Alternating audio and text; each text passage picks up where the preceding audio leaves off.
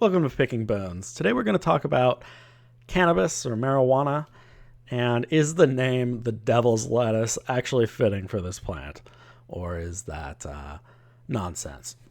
So we're going to look at the Hindu god Shiva and cannabis in Hinduism. So there's an article from the BBC, and it talks about how there's this drink made from bang or bang, which is made from the cannabis plant, and this is closely tied to Shiva. It says Shiva was believed to have used bang to focus inward and harness his divine powers for the good of the world. So cannabis is directly tied to Shiva as well as Hindu meditation.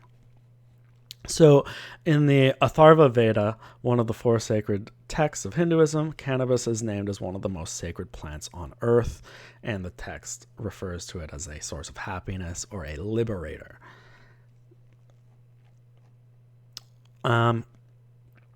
We see cannabis particularly tied up in this one legend with Shiva, where Shiva drank all this poison to protect the world, and then his consort essentially gives him a drink made from bang to soothe the pain of drinking all this poison. So there was this report done by the British analyzing the use of bang in their culture, and it says to forbid or even seriously restrict the use of so holy and gracious an herb as the hemp would cause widespread suffering and annoyance. It would rob the people of solace in discomfort, of a cure in sickness, of a guardian whose gracious protection saves them from the attacks of evil influences. So, is Hinduism correct? Does this help protect one from evil? So Shiva is one of the main deities in Hinduism, and many worship him as the supreme god. Now, just going through some things about Shiva here, there's this androgynous union of Shiva with his consort to create this androgynous hybrid version of Shiva, which is kind of interesting if you can compare that to occultic ideas. He is both the great ascetic and master of fertility, and he is the master of both poison and medicine through his ambivalent power over snakes. So he's tied to the serpent as well, and he's a fertility god. And I've been looking a lot at fertility gods lately. If you watched my recent video on Pan, the death of Pan, not only Pan, but so many of the gods in the Bible, or demons in the Bible, as we understand as Christians, all the pagan gods are actually demons. And many of the most important ones in the Bible, they're all fertility gods. And there's certain things that we see in common with a lot of these gods. We see the sun and moon and Venus symbolism is often around there. And we also see the bull is another thing that we see all the time. And Shiva's vehicle in the world was a bull. So you have a lot of this common symbolism that we see in the deities most condemned, specifically condemned in the Bible. All right. We have the people building the golden calf when Moses got the 10 Commandments. So, yeah, it's just really interesting to see, particularly fertility gods and bull symbolism. That's some of the most important stuff, common symbolism that we see. Anyway, let's continue on with Shiva. So Shiva is a god who likes marijuana, so does many followers. This one's from NPR, from Danielle Priest. It says, Shiva loves marijuana, so we come here to share Shiva's prasad with everyone else, explains the 60-year-old holy man who gave his name as Radhe Baba. So this is at the eve of the festival Shiva Ratri, the night of Shiva. And so before this big festival, the yogis will come and pray and meditate and smoke a lot of hashish. And the smoke mingles with the bonfires, it says. Both are symbols of religious devotion. Shiva, it's believed, used it to both relax and for better meditation. This is another one of these yogis speaking, and he says that smoking marijuana makes us forget everything and we communicate with Shiva. So he's specifically like talking about how Shiva, marijuana can help you blank the mind so that you can communicate more effectively with Shiva. Because in a lot of Eastern meditation, we see this idea of trying to empty the mind so to allow contact with Shiva. Though Shiva is associated with sex and creation, many of his most devout followers remain celibate. My life is fully dedicated to Shiva. I have no wife, no family. The first thing I knew was Shiva. Very sad, really. Here's from the Atharva Veda. The Vedas are the sacred Hindu texts. And it says, to speak to the 5 kingdoms of the plants which Soma rules as the Lord we speak. Darba, hemp, barley, hemp, right there, mighty power, may these deliver us from woe. To demons and fierce fiends we speak. To holy Genai, fathers, snakes. Cannabis or hemp is right in the sacred textures of Hinduism. Now, again, from a biblical perspective, we have a direct connection to magic and drug usage. And we see this in the word Pharmakeia, which we have translated in our Bibles as sorcery or witchcraft. And that's also where we get pharmacy, the word pharmacy. Yeah. So there is this direct connection biblically showing us that there's a tie between magic and drug usage. And we can see this all over the world. We see people using plants, traditionally things like ayahuasca and peyote, these like extremely powerful hallucinogenics. They were not used just to have fun like the lots of kids these days like to use them for. It was about contacting their gods. So this was an interesting little article I came across on LinkedIn for some reason. This guy, I think it's just because of this guy's background. So he put it on LinkedIn. It's a pretty good little article. He mentions, according to the Vedic texts, Soma is great deity with enormous spiritual power and was personification of the sacred Soma plant, whose juice was holy and intoxicating to gods and men. So we also have this idea of Soma. He says, one must take into account that Soma is basically a secretion in the brain due to the spiritual practices of yoga, pranayama, and meditation.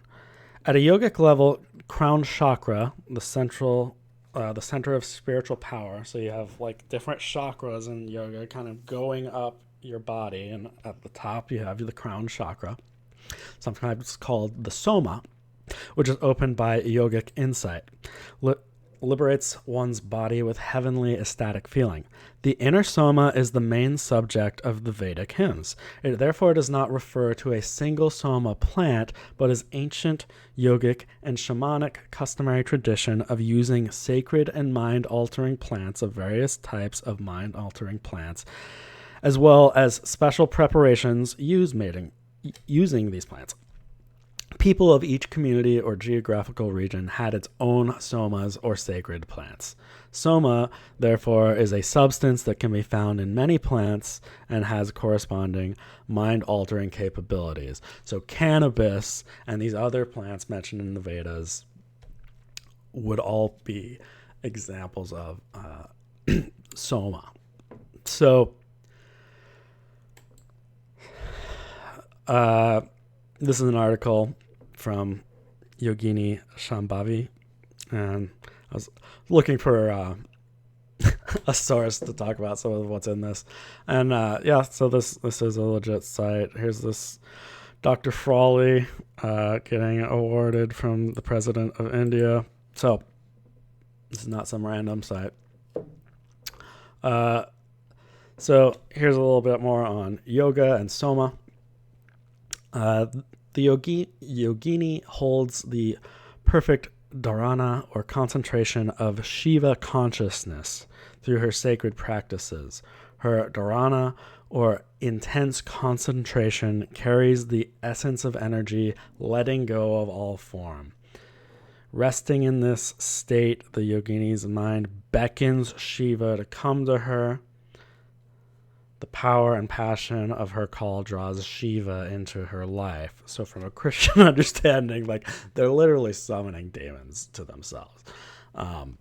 Understanding the principle of Shiva and Shakti on the highest levels reveals the masculine and feminine cosmic energies of sun and moon. So this is always very important in all occultic practices. We have the sun and moon. Shiva represents the supreme yogi, holding the secret keys to every aspect of a deeper yoga practice.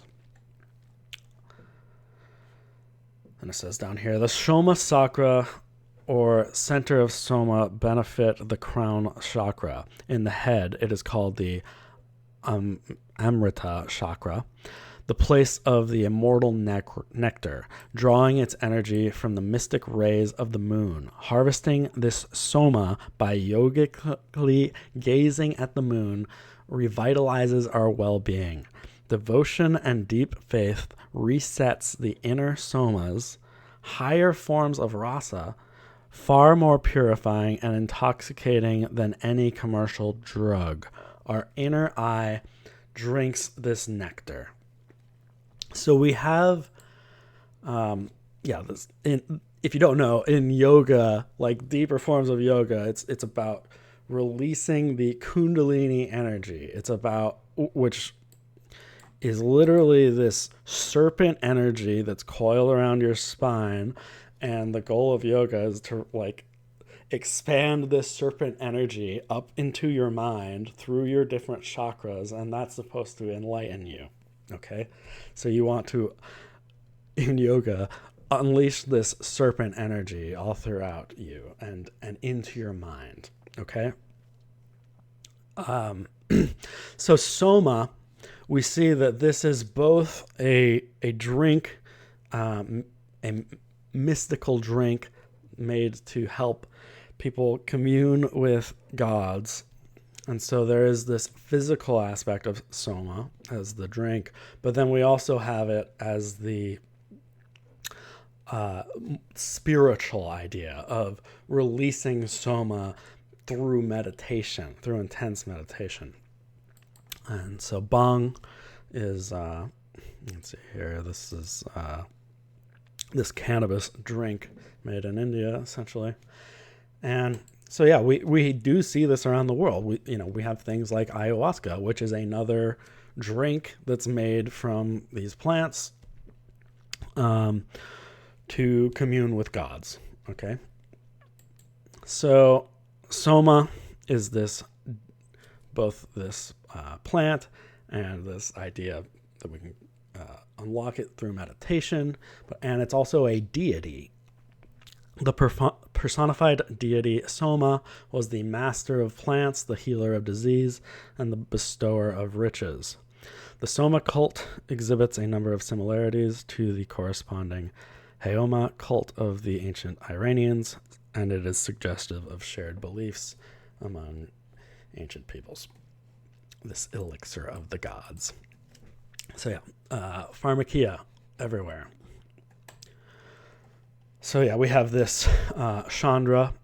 This is Soma. This is the deified Soma, the god version of this idea. Interesting to note, Soma is the name of the drug used to keep the population docile in Aldous Huxley's Brave New World.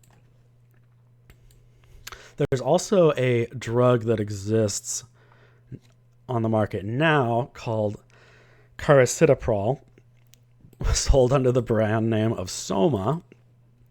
And I was just reading briefly through on this drug.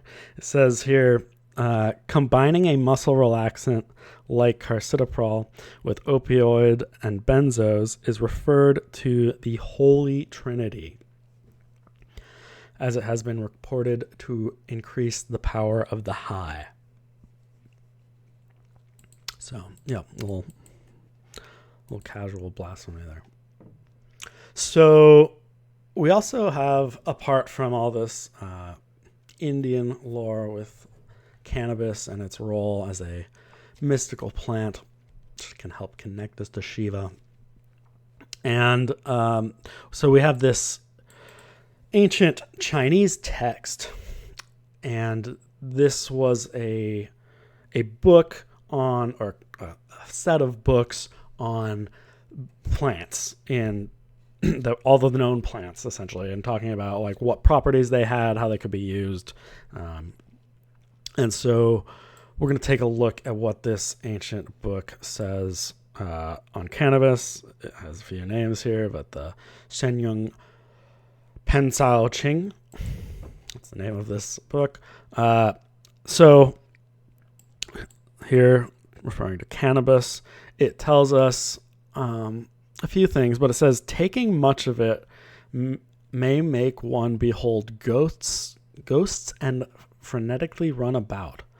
Portrayed taking may enable one to communicate with the spirit light and make the body light. So they also said that this could be used in spiritual practices and could make you behold entities.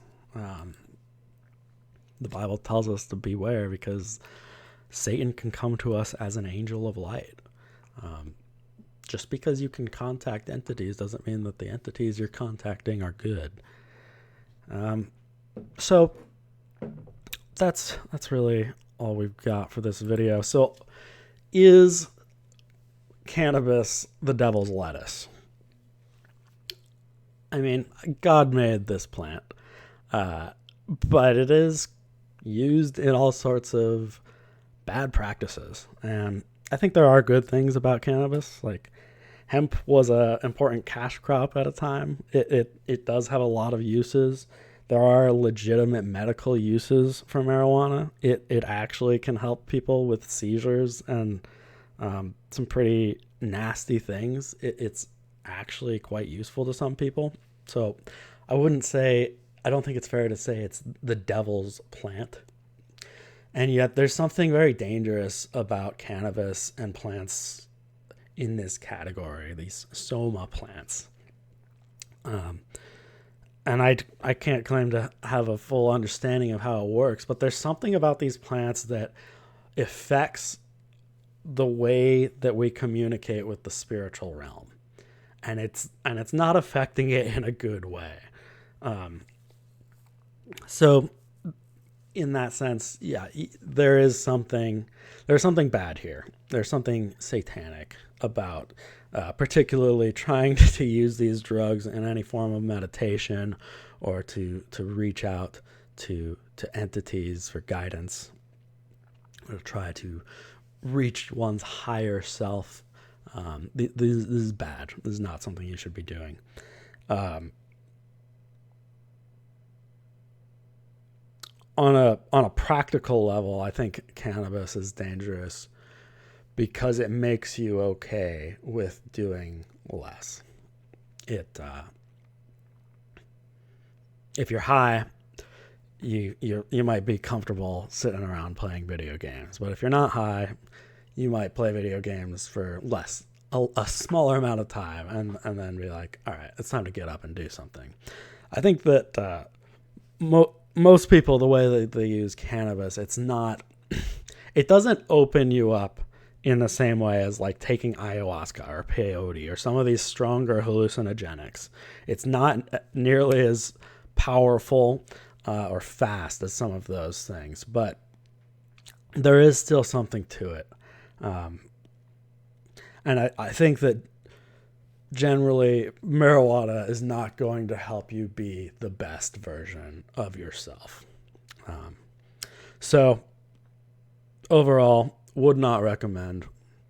I don't think it's good for us in any way at all, really, unless you actually are one of those few people who has a medical need and you can actually get something out of this plant in that way. I generally think it could either spiritually damage you or it's just going to prevent you from being the best version of yourself. So that's about all I have to say on the topic. Thanks for watching. We'll see you next time.